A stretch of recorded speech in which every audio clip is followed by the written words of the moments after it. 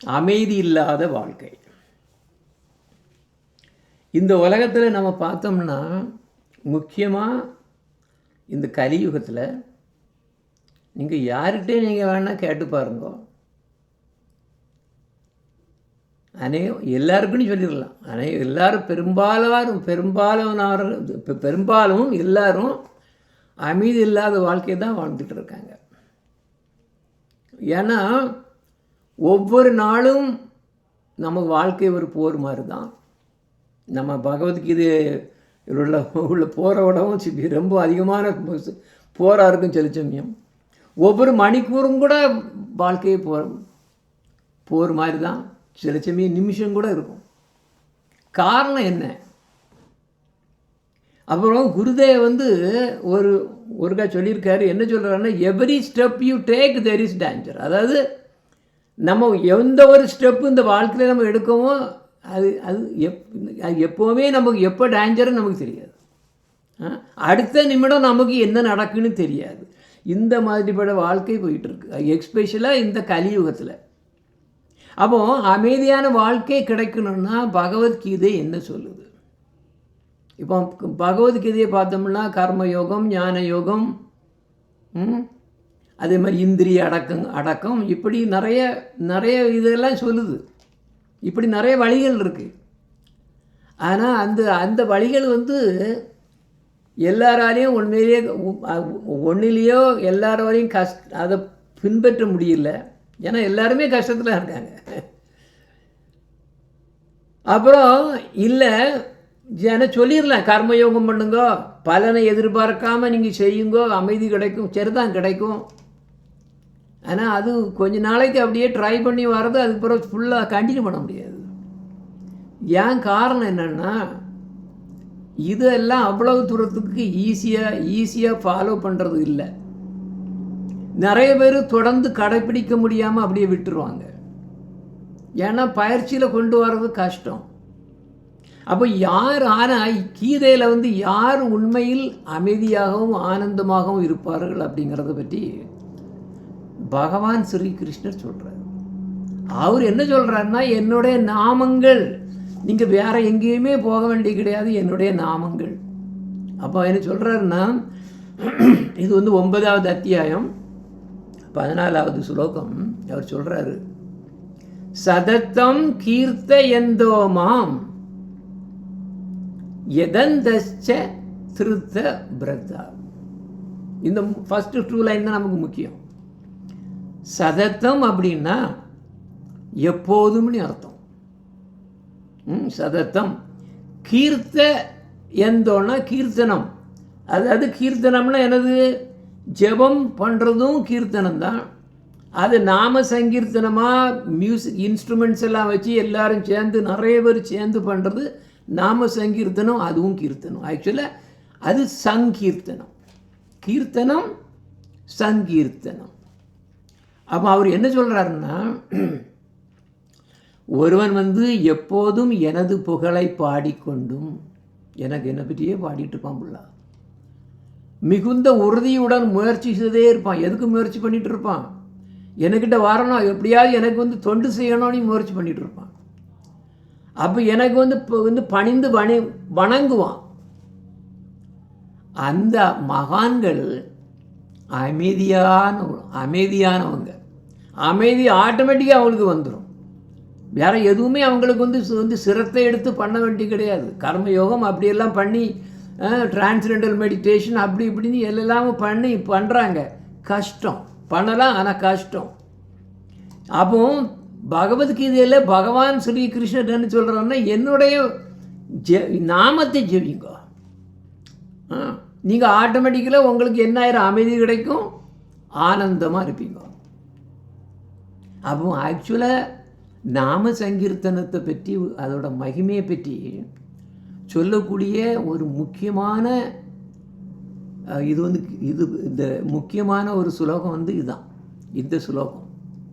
அப்போ என்ன சொல்லுது? புனித நாமம், என்னுடைய புனித நாமங்களை எப்போதும் ஜபித்து அது மட்டும் என்ன வழிபடக்கூடியவங்க எப்போதும் அமைதியாகவும் ஆனந்தமாகவும் இருப்பான்னு இது கிடச்சாச்சு. ஆனால் அவ்வளோ ஈஸி கிடையாது. ஆனால் அவ்வளோ ஈஸியாக நமக்கு வர முடியாது. இதே மாதிரி என்ன சொல்றதுன்னா பகவத்கீதையில் 10வது சாப்டரில் 25வது ஸ்லோகத்தில் இன்னும் வருது, யஞ்ஞானாம் ஜப யஞ்ஞனோ அஸ்மி. நிறைய பேர் யாகங்கள் பண்ணுறாங்க, என்னெல்லாமோ தியாகங்கள் பண்ணுறாங்க. அப்போ அவர் என்ன சொல்கிறாருன்னா, எல்லா யாகங்களிலேயும் நான் என்னது ஜபம், என்னுடைய நாமத்தை நாமத்தை ஜபித்தோ நாம சங்கீர்த்தன் பண்ணுறானோ அது மற்ற எல்லா யாகங்களை விடவும் உயர்ந்தது அப்படின்னு.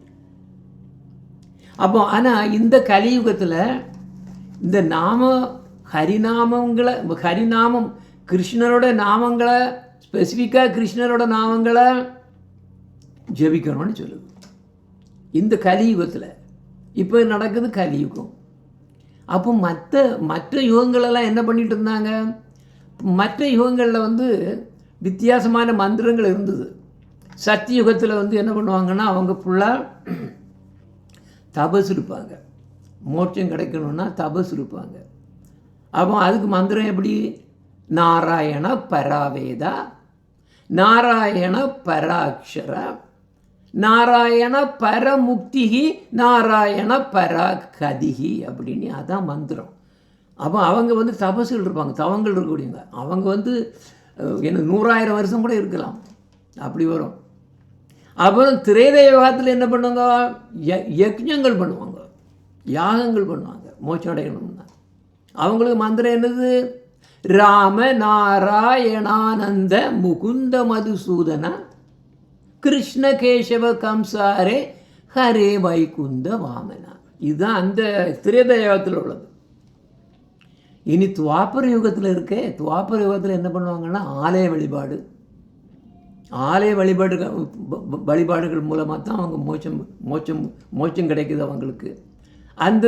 அப்போ அந்த டைமில் என்ன மந்திரம், ஹரே முராரே மது கைத்தபாரே கோபால கோவிந்த முகுந்த சௌரே யக்ஞேச நாராயண கிருஷ்ண விஷ்ணு நிராசிரயம் மாம் Jagadish Rakshaka.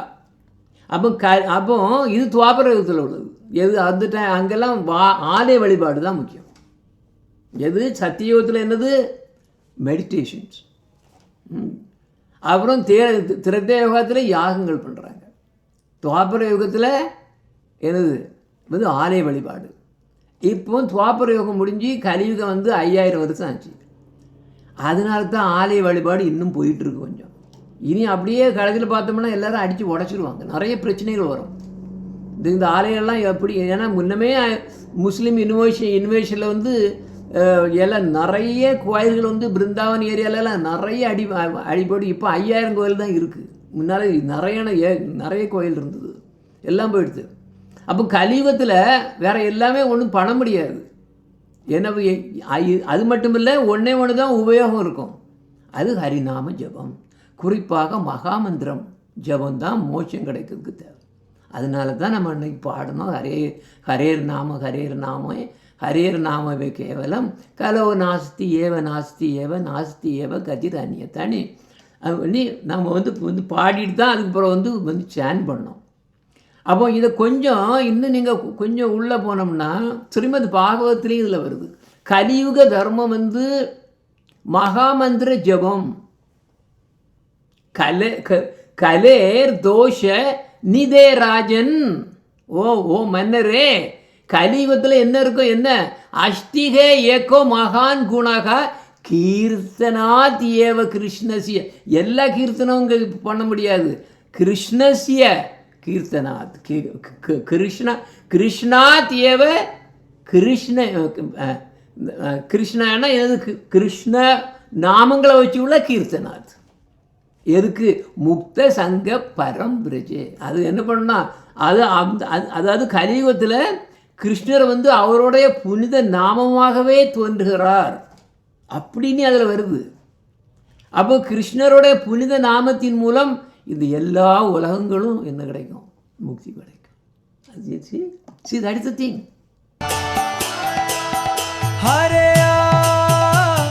Hare Krishna, Hare Krishna. Okay. So அப்போ இதே மாதிரி சைத்தன்ய சரித்தாமிருத்தாவிலையும் வருது. பஜனேர மத்திய ஸ்ரேஷ்ட நவவிதா பக்தி கிருஷ்ண பிரேம கிருஷ்ண நீதே தாரே மகாசக்தி தார மத்திய சர்வஸ்ரேஷ்ட நாம சங்கீர்த்தனா நிரப்பராதே நாமலையிலே பாய பிரேமதானா. என்ன சொல்லுதுன்னா இது ரொம்ப யூனிக். மொத்தம் 9 வகையான பக்தி அங்கங்கள் உண்டு.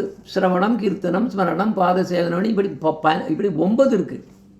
அந்த 9ல் கிருஷ்ண பிரேமையை வந்து ஈஸியாக கொடுக்கறது என்னதான்? நாம சங்கீர்த்தனம் தான். நாம சங்கீர்த்தனுக்கு வந்து அவ்வளவு தூரத்துக்கு வசதி. ஆனால் அபராதம் இல்லாமல் ஒருத்தன் வந்து நாம சங்கீர்த்தனம் பண்ணணும், அபராதம் இல்லாமல் ஒருத்தன் வந்து நாம ஜெபம் பண்ணணும். அப்போ எஸ் உடனே கொடுத்துரும் அது. ஆனால் இன்னொரு முக்கியமான விஷயம் வருது வேற. இதுதான் நம்ம பார்க்க போகிறோம் இன்னைக்கு. முக்கியமாக அந்த நாமத்தில் என்ன இருக்குன்னா, பகவான் அளவற்ற சக்தியை அந்த நாமத்தில் வச்சிருக்காரு.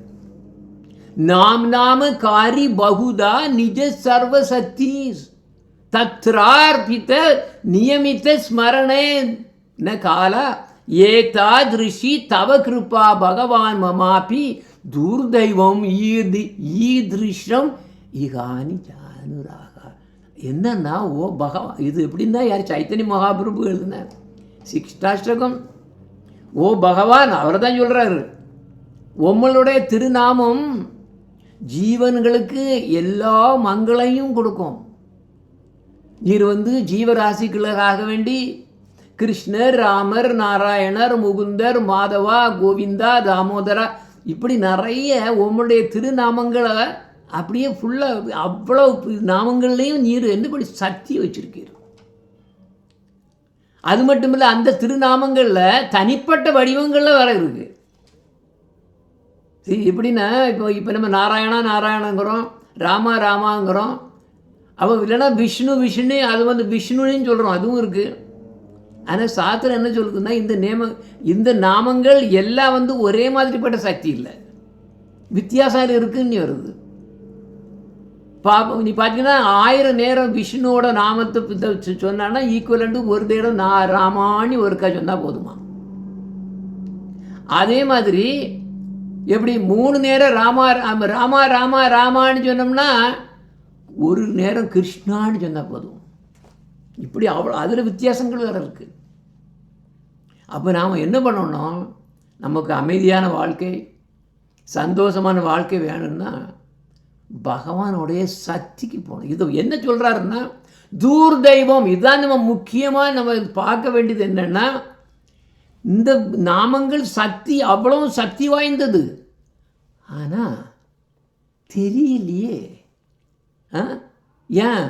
ஏன்னா அபராதம் நிறைய பண்ணினால இதை பற்றி தெரியாமல் போச்சு. நாமத்தில் அவ்வளவு அதான் சொல்கிறாரு அந்த இதில் ஸ்லோகத்தை என்ன சொல்கிறாருன்னா, அவ்வளவு சக்தியால் வச்சிருக்கிறீர், ஆனால் நான் எழுத அபராதங்கள் பண்ணதுனால எப்படி அதனோட பெருமைகளை எனக்கு தெரிய மாட்டேங்குது அப்படின்னு சொல்கிறார் சைத்தன்ய மகாபிரபு. அப்போ என்ன செய்யணும்? தஸ்மாத். இப்போ நம்ம பகவத்கீதைக்கு வரோம். பகவத்கீதையில் என்ன சொல்லுது? 8வது சாப்டர் 7th verse என்ன சொல்லுது?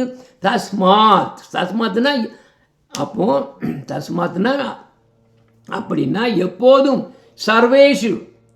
தஸ்மாத்னா எனவே, சர்வேஷு எப்போதும் என்ன பண்ணோம்? காலேஷு எந்த நேரத்துலேயும் மாம் அனுஸ்மரண யுத்தியாச்சான்னு சொல்கிறார். என்னுடைய நாமத்தை நீ ஹரிநாம சங்கீர்த்தனம் செய்யணும் எங்கள் பகவத்கீதையில் வருது பழையபடி. இதனால தான் நம்ம இதிலெல்லாம் இந்தியாவில் நம்ம டெம்பிளில் இருக்கிறத விட நீங்கள் பார்த்தோம்னா எனக்கு ரொம்ப ஆச்சரியம் என்னென்னா, நைஜீரியாவில் என்ன அவங்க டெய்லி நடக்கும். வெளியே போயிடுவாங்க. வெளியே என்ன பண்ணுவாங்க? பிரசாதத்தை பண்ணி கொண்டு போயிடுவாங்க. புக்களெல்லாம் நம்ம நிறைய புக்ஸு எல்லாத்தையும் கொண்டு போயிட்டு வெளியே போயிட்டு இதாக நடந்துட்டு இருக்கும் ஃபுல்லாக கம்ப்ளீட். அங்கங்கே போய் ஒவ்வொரு தெருவாக போய் பாடிட்டே இருப்பாங்க.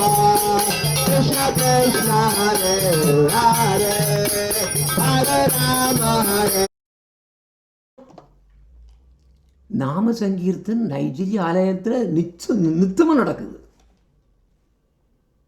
இதுதான் நாங்கள் வந்து முக்கியமாக சொல்ல வரேன். இதில் குறிப்பாக நான் ஒரு விஷயத்தை அன்றைக்கி சொல்ல போகிறேன். அவங்க எவ்வளோ தூரத்துக்கு நம்பிக்கையை வச்சுருக்காங்க. நமக்கு அப்படி இருக்கான்னு நம்பிக்கை வராது. அவங்க அப்படி இல்லை, நம்பிக்கை. இவ்வளவுக்கும் அவங்க முஸ்லீம்ஸ், அவ்வளோமே முஸ்லீம்ஸ், கொஞ்சம் பேர் கிறிஸ்டியன்ஸு, முஸ்லீம்ஸு.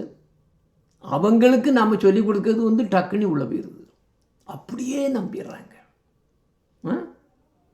அப்போ இதில் ஹரே கிருஷ்ண மகாமந்திரத்தை எப்போது வேண்டுமானாலும் ஜெபிக்கலாம். இது ஒரு ப்ரொவிஷன் இருக்குது நமக்கு. நமக்கு வந்து சந்தியாவந்தனம் அப்படி கிடையாது. காலையில் பண்ணணும், மதியம் பண்ணணும், இல்லைன்னா சாயங்காலம் பண்ணணும். இது சந்தியாவந்தனம். இது அப்படி இல்லை. பகவானே என்ன சொல்லியிருக்காரு, நீங்கள் எப்போ வேணாலும் பண்ணுங்க, எப்போ வேணாலும் பண்ணலாம். இதுக்கு வந்து நீங்கள் எதையுமே பார்க்க வேண்டியது கிடையாது. நீ அவ்வளோ தூரத்துக்கு ஒரு ஏற்பாடு பண்ணி வச்சுருக்காரு. அப்போ இதில் நான் இப்போ எங்கே கொண்டு வரேன்னா, இந்த ஹரிநாமத்துக்கு இருக்கக்கூடிய சக்தி நம்ம இந்தியாவில், எஸ்பெஷலி சவுத் இந்தியாவில் இருக்கக்கூடிய ஒரு பெரிய பிரச்சனைக்கு இந்த ஒன்று மட்டுமே போதும். நிறைய பேர் அமைதியற்ற வாழ்க்கை ஏன் நடக்குதுன்னா, பில்லி சூனியம் பண்ணுறாங்க. கேரளாவில் ஆக்சுவலாக ஒரு லா வந்து வரப்போகுது, என்ன ஒர்க் பண்ணிகிட்ருக்காங்க. என்ன பண்ணான்னா, பில்லி சூனியத்தினால நிறைய பேர் அஃபெக்ட் ஆகி கவர்மெண்ட்கிட்டேயே கம்ப்ளைண்ட் பண்ணி, கவர்மெண்ட்டே இப்போ அந்த மாதிரி இதெல்லாம் பண்ணக்கூடாது, இதெல்லாம் சூப்பர்ஸ்டிஷன், இப்படி எவனா பண்ணோம்னா தூக்கி போட்டுருவானுங்க அப்படின்னு லா ஒர்க் அவுட் பண்ணிகிட்டு இருக்காங்க. அதில் மகாராஷ்டிரா, அப்புறம் இன்னொரு ஸ்டேட்டில் இந்த லா போட்டாச்சு. பெரிய பிரச்சனை. ஆனால் இங்கே நான் இன்னைக்குள்ள கதையோட இதை நான் எங்கே கொண்டு வரேன்னா, இதே நைஜீரியாவுக்கு போவோம் வாங்க. இந்த நைஜீரியாவில் நான் ஒரு முக்கியமான விஷயத்தை நான் சொல்கிறேன். இது நடந்து 10 நாள் கூட ஆகலை. அப்போ சில நாடுகளில், அதிலும் குறிப்பாக தென்னிந்தியாவில் வந்து பில்லி சூனியம் ரொம்ப ஜாஸ்தி. நிறைய பேர் பாதிச்சிருக்காங்க. நீங்கள் பார்த்தீங்கன்னா, வீட்டுக்கு வீடு பார்த்தீங்கன்னா, ஏதாவது ஒரு இதில் பொறாமையில் இந்த மாதிரி பண்ணிடுவாங்க. பண்ணி வச்சுட்டு நிறைய இந்த மாதிரி பேய் பிசாசுகளை மந்திரங்களால் அடக்கி அவங்களை ஏவி விட்டுறது.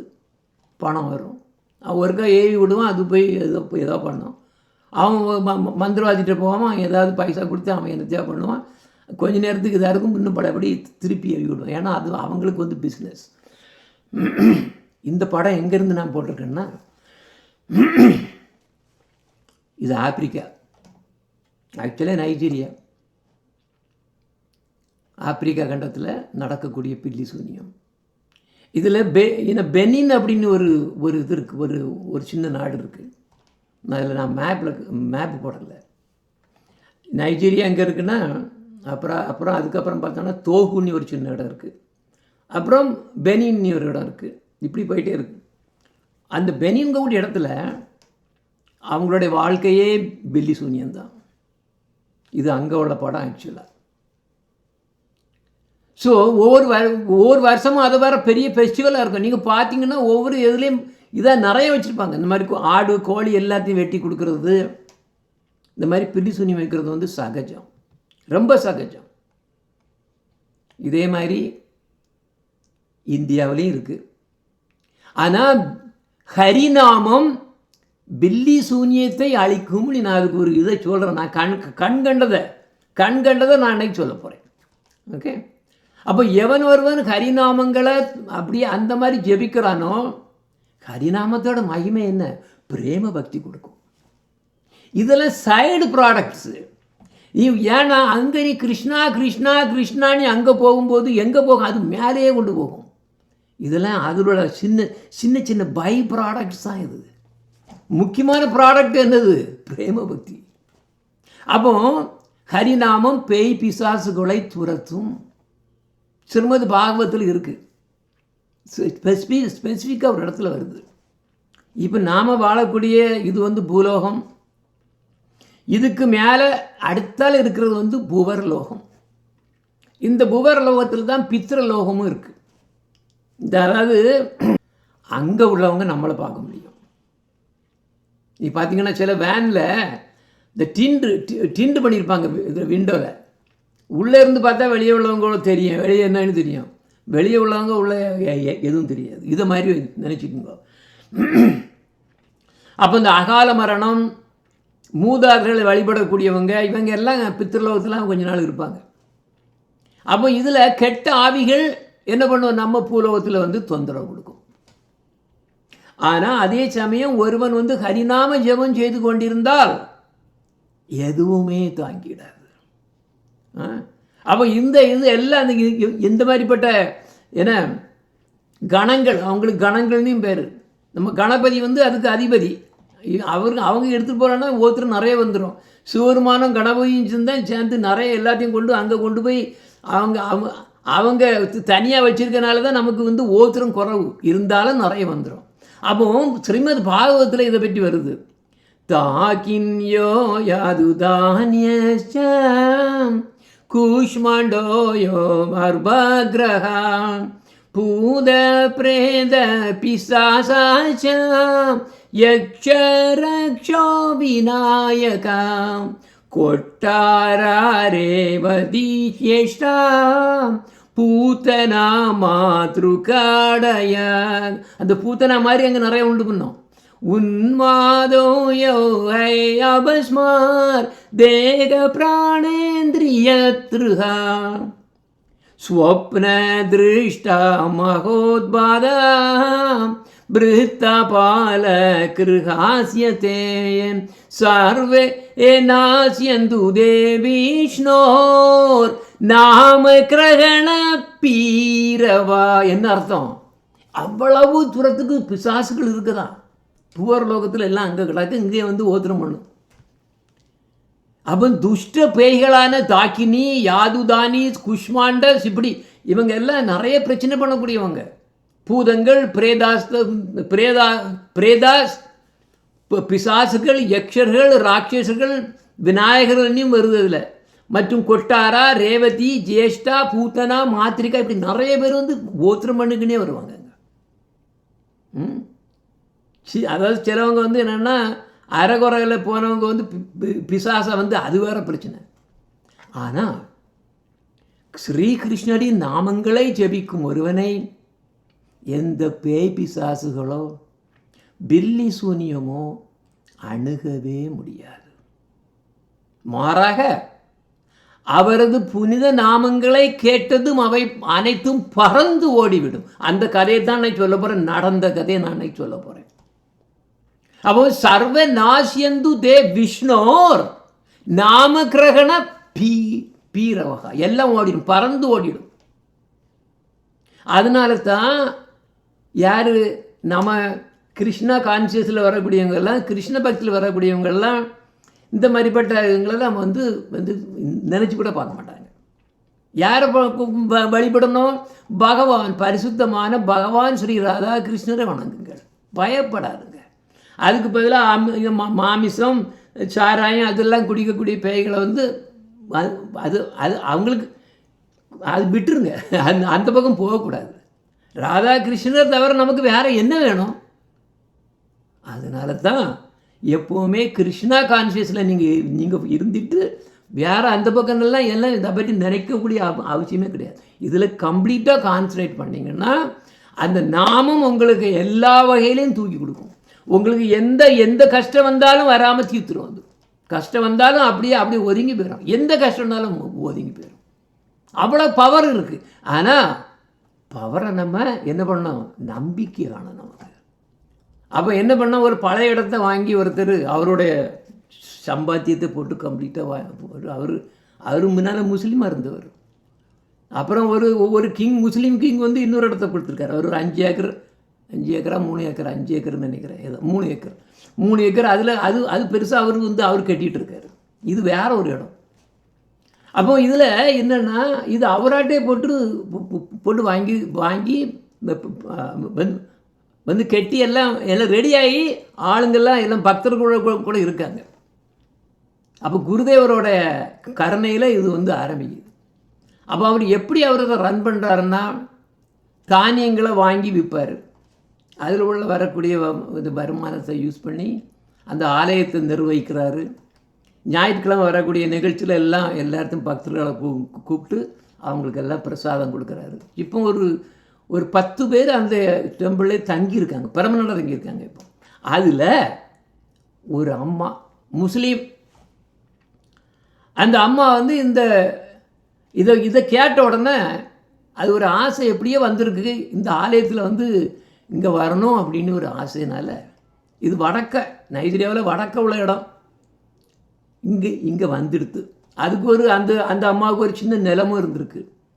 இங்கே ஃபுல்லாக இங்கே வந்து கம்ப்ளீட்டாக வந்து இங்கே தங்கியாச்சு. ஆனால் சொத்து பலபடி விற்கணும். கொஞ்ச நாள் இருந்தது. அதுக்கு பிறகு சொத்து அதை விற்கணும், இல்லைன்னா அது பிரச்சனை, எவனா தூக்கிட்டு போயிடுவாங்க. நைஜீரியாவில் எல்லாமே களவு பண்ணிடுவானுங்க. ஸோ அதனால் விற்கணும் அப்படின்ட்டு என்ன பண்ணு, ஒரு பப்ளிக் வேன், பெரிய ஷேர்டு வேன் தான், அதில் தான் போவாங்க. நான் காணிக்கேன், அதில் போகிறாங்க. இந்த நைஜீரியாவில் என்ன பண்ணுவாங்கன்னா, ரொம்ப ரொம்ப ரொம்ப ஆபத்தான இடம் இது. இப்படி ஒரு வேனில் போயிட்டுருக்கு. போய் அந்த சைடில் போய் அங்கே இறங்கியாச்சு. நார்த்தில் ரொம்ப மோசம்.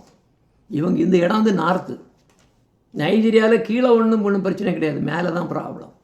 இவங்க என்ன பண்ணுவாங்கன்னா, மிலிட்ரி இதில் ட்ரெஸ்ஸில் நிறைய பேர் நிற்பாங்க. ஆக்சுவலாக மிலிட்ரி பீப்புள் நிற்பாங்க. ஏன்னா இந்த மாதிரிப்பட்ட கடத்தல் ஆகுதுன்னு அந்த இதெல்லாம் கண்டுபிடிக்க அங்கங்கே நின்றுட்டே இருப்பாங்க. ஆனால் யார் கடத்தல்காரங்கன்னா எப்படி கிட்னாப்பர்ஸ், ஆளுங்களை தூக்கிட்டு போயிடுவான், ஆளுங்களை அப்படி கொண்டு போயிடுவான். அவங்களும் ஒரு இராணுவ இதில் தான் வச்சு அவங்களும் நின்றுட்டு இருப்பாங்க. அப்போ நமக்கு யார் ஸ்டாப் பண்ணுறான்னு தெரியாது. அப்பப்போ ஸ்டாப் ஆகும். யார் வந்து நம்மளை வந்து ஸ்டாப் பண்ணான்னு நம்ம இன்னும் சொல்ல முடியாது. ஏன்னா இராணுவத்துக்கு நமக்கு வித்தியாசம் தெரியும். அதே மாதிரி வச்சுருப்பாருங்க.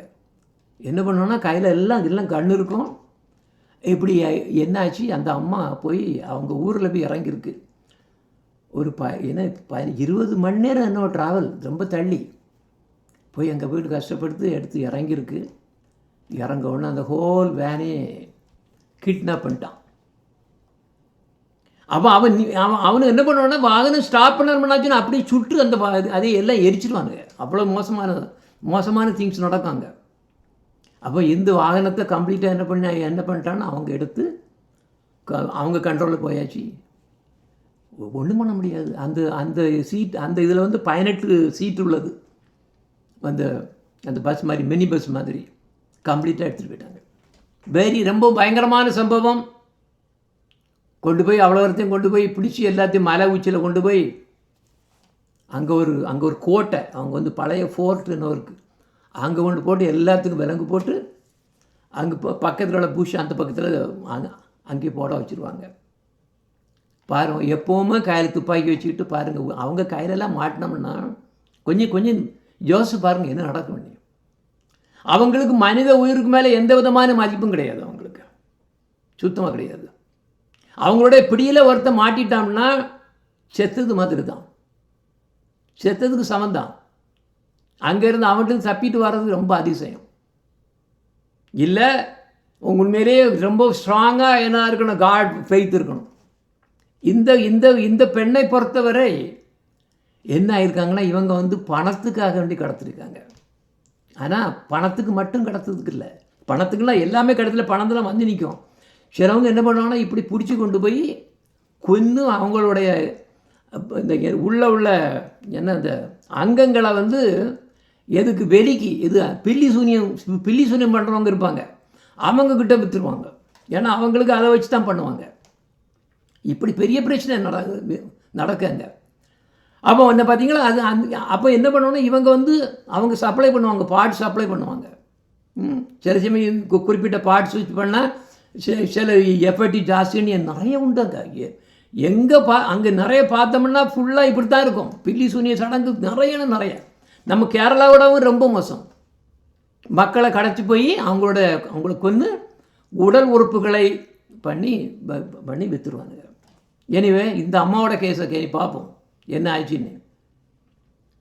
இது வந்து இவங்க ஆக்சுவலாக கொண்டு போய் ஒரு இடத்துல கொண்டு மேலே கொண்டு போட்டு ஒவ்வொருத்தரையும் திருப்பி பழபடியும் அவங்க என்ன பண்ணுவாங்க, உனக்கு ரிலேட்டிவ் கொடு, நம்பரை கொடு, இல்லைன்னா இப்பவுமே கொண்டுருவேன்.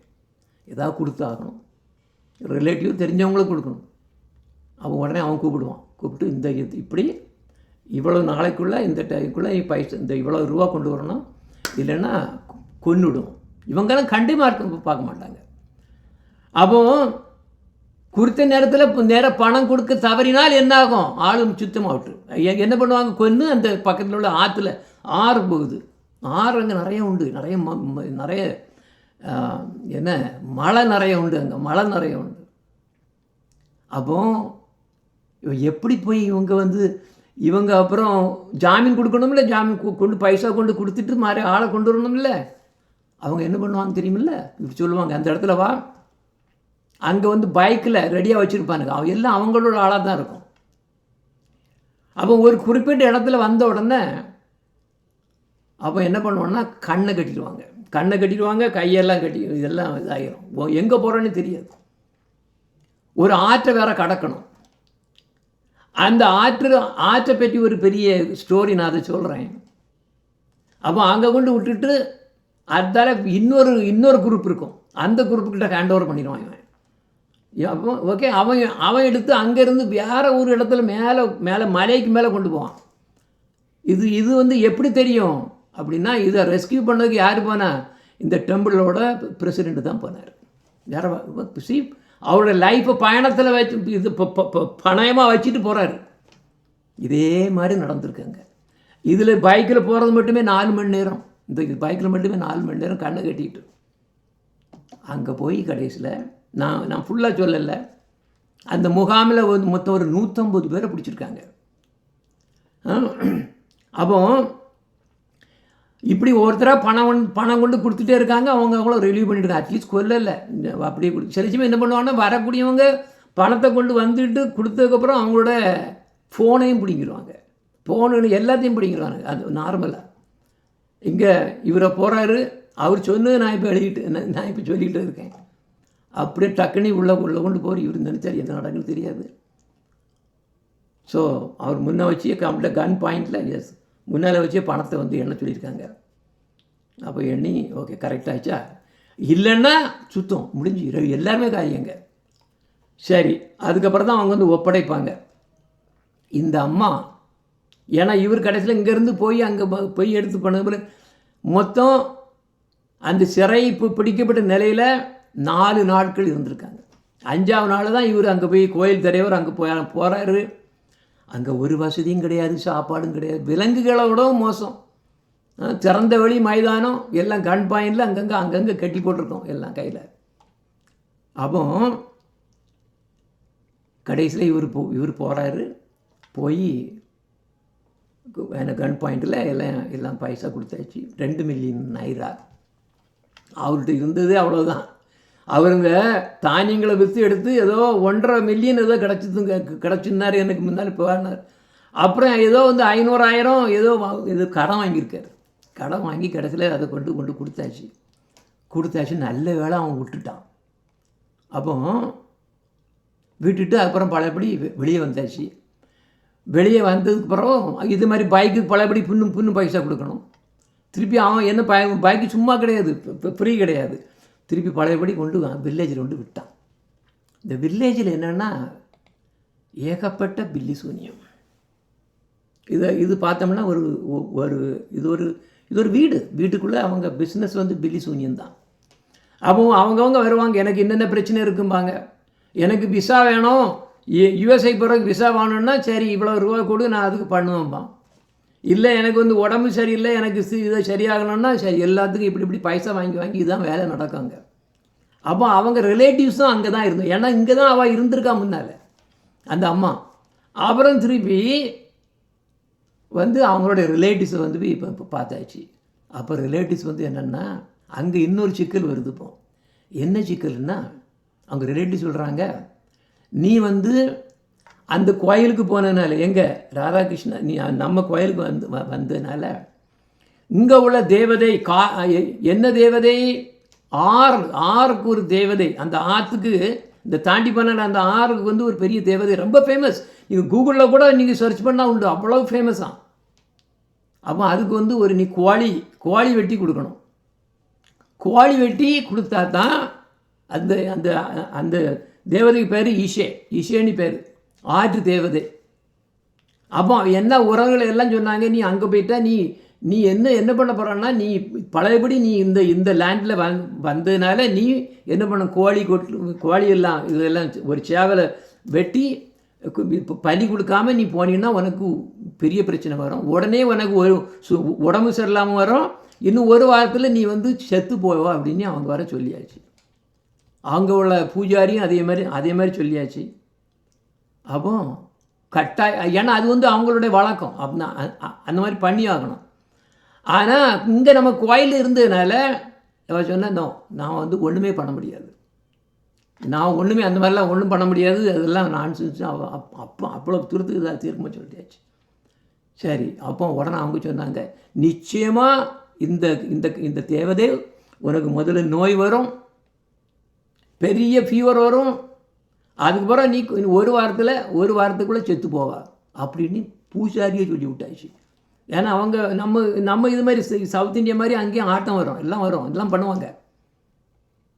கடைசியில் இவங்க என்னாச்சு, சரி இன்னும் அதில் நம்பிக்கை இல்லை. இவங்க பழையபடி எப்படியோ திருப்பி பழையபடி ஒரு பப்ளிக் டிரான்ஸ்போர்ட்டேஷன் இப்படி தான் இருக்கும், இதோட மோசமாக இருக்கும் கொஞ்சம் சமயம் போட்டு கிராமத்து பூஜாரியோட உத்தரவை ஏற்க மறுத்து வந்து பலி எதையுமே கொடுக்க மாட்டேன் அப்படின்னு புறக்கணித்து வந்தாச்சு. அதில் இன்னொரு காம்ப்ளிகேஷன் என்னென்னா, ஒருத்தன் வந்து ஒரு நிலத்தை விற்கும்போதோ வாங்கும்போதோ இதே மாதிரி பலி பண்ணணும். இவன் என்ன பண்ணியிருக்கான்னா, வேற போனாலே அதுக்கப்புறம் அங்கே யாரையோ பார்த்து அதுக்கு இதுவும் வாங்கியாச்சு, இதுக்கு அட்வான்ஸ் எல்லாம் வாங்கியாச்சு, விற்றாச்சு, பேசிக்கலி விற்றாச்சு, அதுவும் பண்ணியாச்சு. வந்துகிட்டே இருக்காங்க, இவங்க ஜாலியாக வந்துட்டு இருக்காங்க. கொஞ்ச நேரம் ஒரு 1 hour 2 hours அந்த அம்மாவுக்கு வந்து உடம்பு சரியில்லாமாச்சு. காய்ச்சல்லாம் கடும் காய்ச்சல், அது கூட்டிகிட்டே போய்ட்டுருக்கு. ஒன்றும் மெடிசன் கிடையாது, ஒன்றும் கிடையாது. இவ்வளோ எத்தனையோ மணி நேரம் வரணும், 23 24 மணி நேரம் என்னவோ அப்படியே இதிலே வரணும். ரொம்ப ரொம்ப கஷ்டம் அவங்கெல்லாம். அதாவது நரகத்துக்கும் நைஜீரியாவுக்கும் வித்தியாசமே கிடையாது. அப்போ இதில் கடுமையாக காய்ச்சல் ஆரம்பித்தாச்சு. அப்போ கடைசியில் அடித்து பிடிச்சி வந்துட்டாங்க, கோயிலுக்கு வந்துட்டாங்க. நம்ம கோயிலுக்கு வந்தாச்சு. வந்தால் ஃபீவர் வந்து டூ மச் கண்ட்ரோலே பண்ண முடியாது, டோட்டலி அன்கான்சியஸ். சரின்ட்டு வேறு வழி இல்லாமல் ஹாஸ்பிட்டல் கொண்டு போனாங்க. ஹாஸ்பிட்டலில் போய் சிகிச்சை ஆரம்பித்து, ஹாஸ்பிட்டல்லாம் இப்படி தான் இருக்கும், அங்கே உள்ளது எல்லாமே இப்படி தான் இருக்கும். ஒரு சாதாரண மருத்துவமனை தான், சிகிச்சை நடந்துகிட்ருக்கு. 3 நாள் கம்ப்ளீட்டாக அவங்க என்ன இல்லாமல் பார்த்தாங்க, ஒன்றுமே ஒர்க் பண்ணலை, அவங்களால டயக்னோஸே பண்ண முடியல. அப்போ இதில் என்னன்னா, இன்னொன்று என்னென்னா,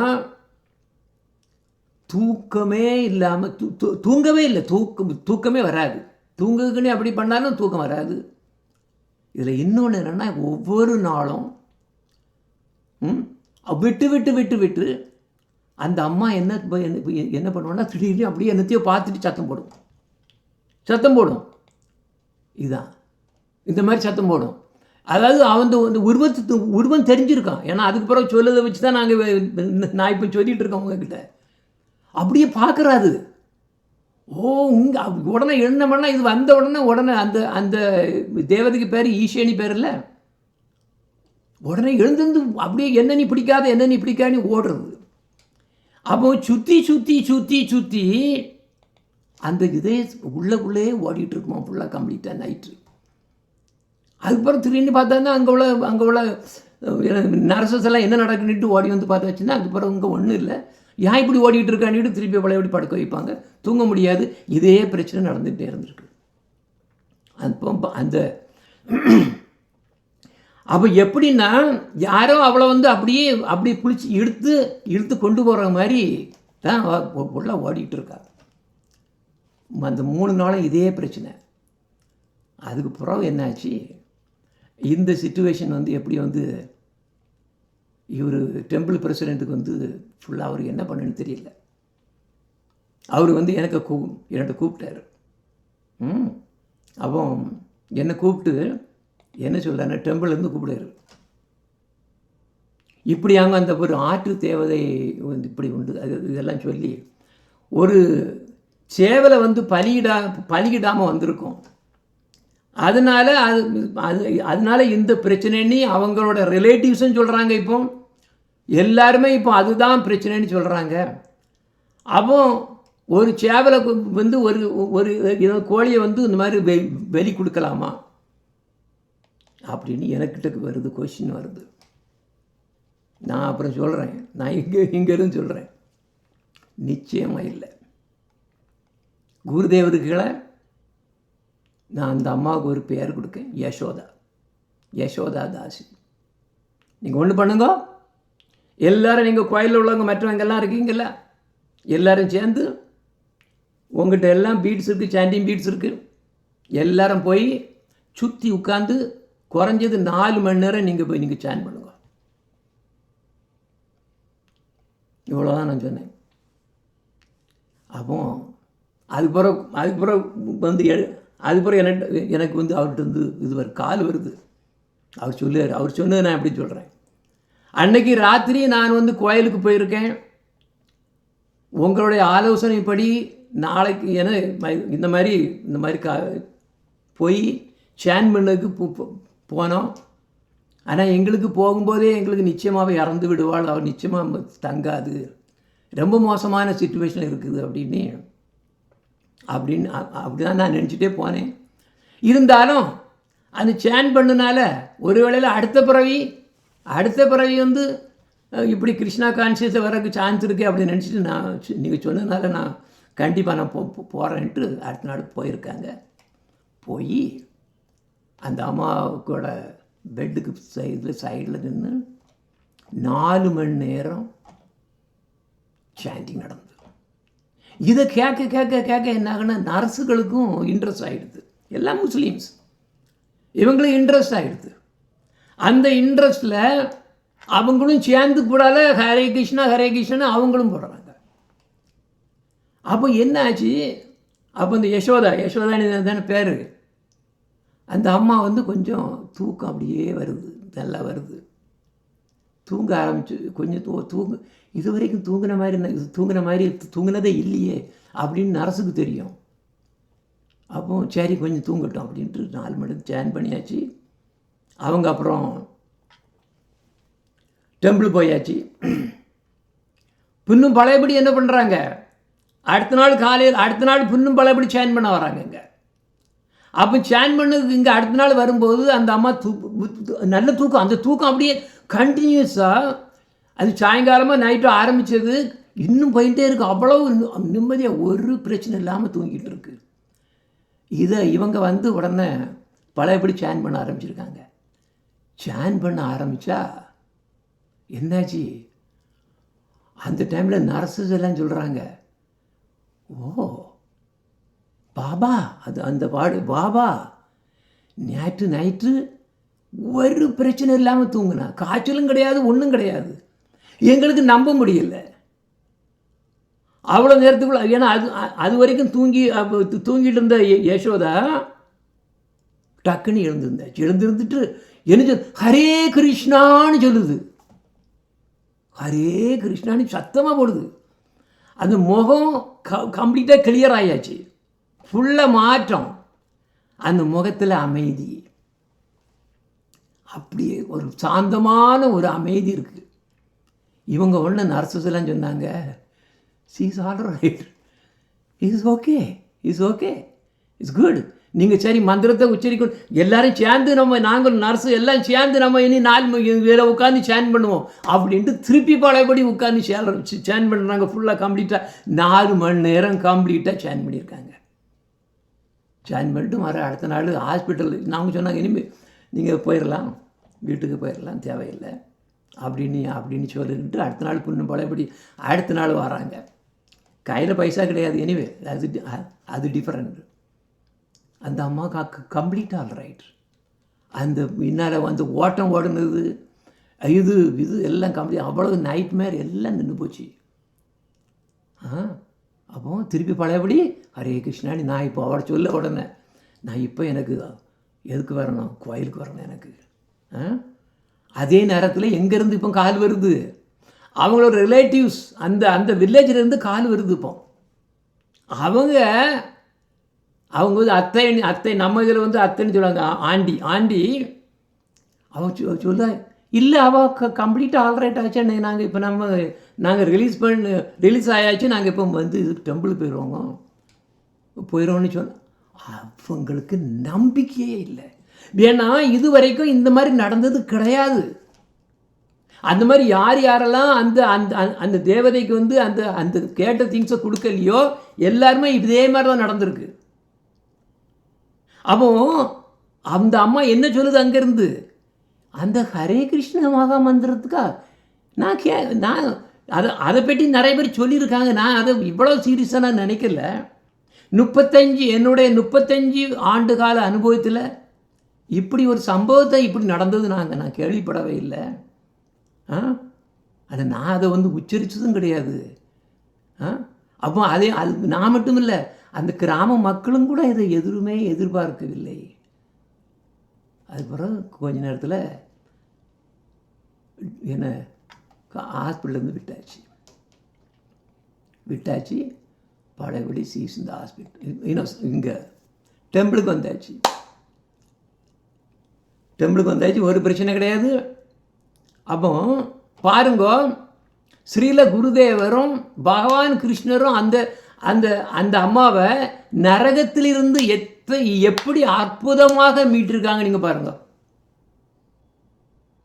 இப்போ எந்த விதமான கெட்டகனும் வரல. He's a now real devotee.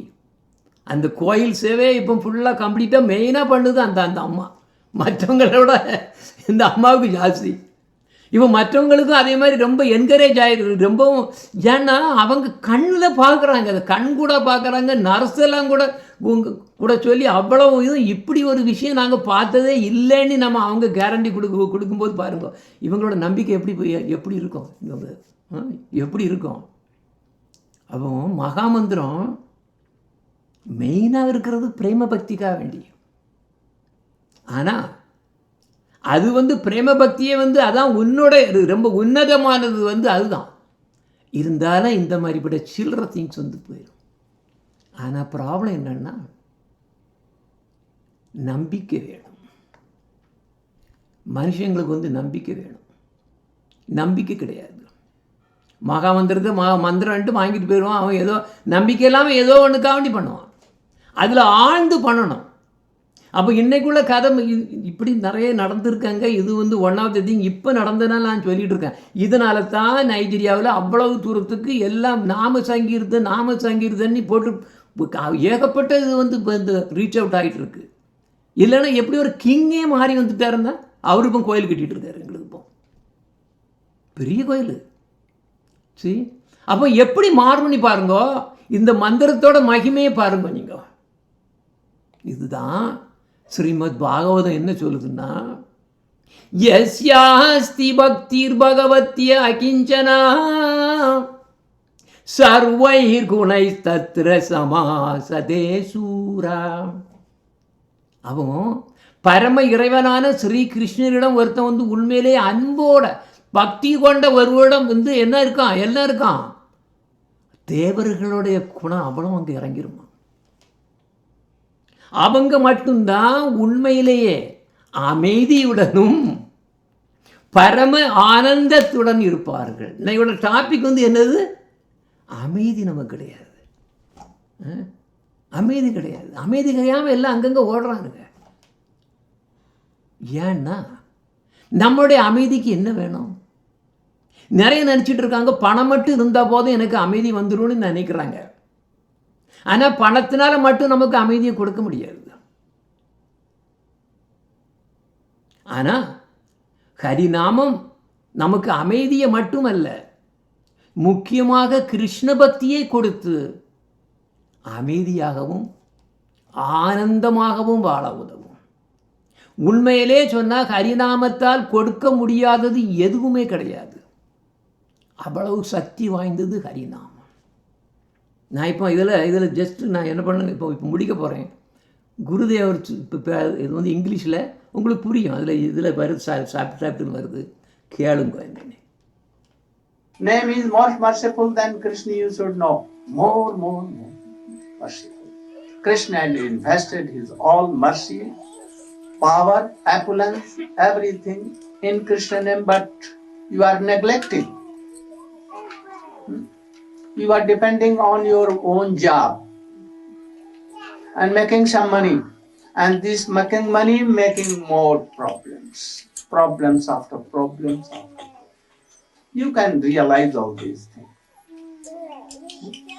Because Shastra has told all these things. You cannot be happy by this, solving all these problems. Only one problem is the root of all. What? You have forgotten Krishna. You are neglecting Krishna. Krishna name. Especially Krishna name in this Kali Yuga. Chant like Haridas Thakur. And you will see that Lakshmi will come and follow you. Oh, how can I serve you? Okay, அப்போ நமக்கு இருக்கிறது ஒரே ஒரு பிரச்சனை தான். அந்த ஒரு பிரச்சனையை நம்ம வந்து சால்வ் பண்ணிட்டோம்னா எல்லா பிரச்சனையுமே முடிஞ்சு போயிடும். அது என்ன பிரச்சனை? நம்ம கிருஷ்ணரை நெக்லெக்ட் பண்ணிட்டு நாம் எல்லாம் பார்த்துக்கிடுவோம், நம்மளால் எல்லாம் பண்ண முடியும், எனக்கு ஜாப்னால் நான் வாழ்வேன், எனக்கு இதனால் வாழ்வேன், எனக்கு ஃபேமிலி பார்த்துடும், இது பார்த்துடும்னு எல்லாம் இதை கிருஷ்ணரை தவிர எல்லா இடத்துலையும் நாம் நம்பிக்கை வச்சுருக்குறோம். ஆனால் அந்த அம்மா எப்படி? அந்த அம்மா என்னதோ கடையில் தான் அவங்க அந்த ஃபெய்த்னால போயிருக்காங்க. இப்போ அவங்க சொல்கிறாங்க, ஓ நீங்கள் இந்த மாதிரி சொல்லணும், நாங்கள் என்ன நடந்திருக்கோம் பாருங்க. அப்போ அவங்களுக்கு ஃபெய்த் இருக்குல்ல, நான் சொன்னது அவங்க அப்படியே ஃபாலோ பண்ணி போய் 4 மணி நேரம் அந்த மாதிரி சேன் பண்ணியிருக்காங்கல்ல. அவங்க நேரே கண்கண்டால் நேரே பார்த்துருக்காங்க இல்லையா, ஒரே நாளில் எல்லாம் கம்ப்ளீட்டாக டிஃப்ரெண்ட். அது அந்த அம்மா கிட்ட ஏதோ மாதிரி இது என்ன ஆச்சு எப்படி அப்படிங்கிறத பற்றி நான் ஏன்னா ஒருக்கா அவங்க சொல்லு அப்படின்னு சொல்லுங்கன்னு கேட்டிருக்கேன், இன்னும் வரல. ஏன்னா இப்போ நடந்தது. அப்போ என்ன பண்ணணும்? கிருஷ்ண பக்தி வினா கபு நாகி பலதோயா. உங்களுக்கு கிருஷ்ண பக்தியை தவிர வேறு எதுவும் தேவையில்லை. கிருஷ்ண பக்தி இல்லைன்னா இந்த உலகத்தில் இந்த வாழ்க்கை வெறும் வீண். நீங்கள் எனக்கு என்ன அமைதி வேணும், ஆனந்தம் வேணும்னு அங்கங்கெல்லாம் ஓடலாம், கிடைக்காது.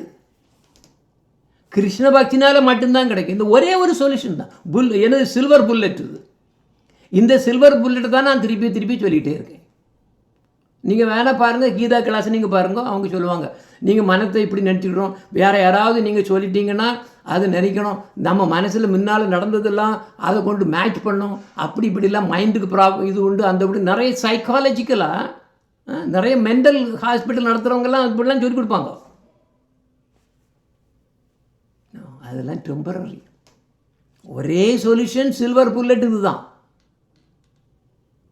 எனவே ஒவ்வொருவரும் தினமும் காலையிலும் மாலையிலும் ஹரிநாம ஜெபம் செய்யுங்கள். உங்களுக்கு ஆட்டோமேட்டிக்காக எல்லாமே அவரே கொடுத்துருவார். அதனால தான் இதில் வருது, என்ன வருது? கிருஷ்ண பக்தி வீணா கபு நாஹி பரதோ. கிருஷ்ண பக்தி வீணா கபு நாஹி பரதோ. கிருஷ்ண பக்தி மட்டும் இருந்தால் போதும் உங்களுக்கு இந்த லைஃப்பில் வேறு எதுவுமே தேவையில்லை. இதில் தான் முடிக்க கிடைக்கல. எல்லாம் கிடையாது, இப்படி தான் வந்து முடியும். Very simple. நான் எனக்கு அந்த அப்படி பண்ணுங்கோ, இந்த ட்ரீட்மெண்ட் பண்ணுங்கோ, நீங்கள் அந்த மென்டல் ஹாஸ்பிட்டல் போய் இது பண்ணுங்க, இதை பண்ணுங்கன்னு no, nothing there. Transgender meditation, அந்த யோகா, இந்த யோகா, நத்திங். இது போதும். நான் இன்றைக்கி சொன்னதே உங்களுக்கு வந்து ப்ரூஃபாக போயிருக்கும். எல்லாம் கம்ப்ளீட்டாக லைஃபே சேஞ்ச் ஆகிடும். ஆனால் நம்பிக்கை இருக்கணுமே. நம்பிக்கை இல்லைன்னா என்ன பண்ண முடியும்? இதுதான் ப்ராப்ளம். ஸோ ஹரே கிருஷ்ணா கிருஷ்ணா கிருஷ்ணா ஹரே ஹரே ஹரே ராம ராம ராம ஹரே ஹரே ஹரே கிருஷ்ணா கிருஷ்ண கிருஷ்ண ஹரே ஹரே ஹரே ராம